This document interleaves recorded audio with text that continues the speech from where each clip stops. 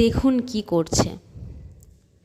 তো হয়েছেটা কি, ডিউটি থেকে ফিরে এসে উনি আমায় জিজ্ঞেস করলেন যে রাত্রে কি খাবো।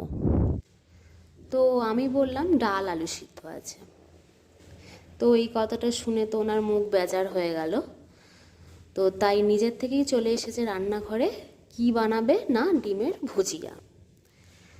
তো নিজেই পেঁয়াজ লঙ্কা যাবতীয় সব কিছু কেটে নিজেই চাপিয়ে দিয়েছে।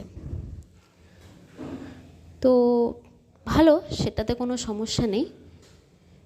সমস্যা হচ্ছে যে উনি রান্না করার পর আমার কাজ দ্বিগুণ হয়ে যায়, কারণ যথারীতি প্রত্যেকবারই উনি কাজ করার পর আমার কাজ আরও বেশি বেড়ে যায়।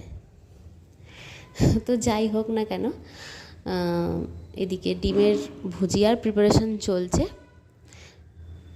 ডিমও ফাটিয়ে দেওয়া হয়ে গেছে।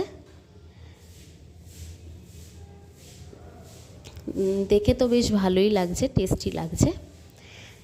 এরপরে আমি বেড়েও দিয়েছি ভাতের সাথে, আর আমিও নিজে রুটির সঙ্গে নিয়ে নিয়েছি।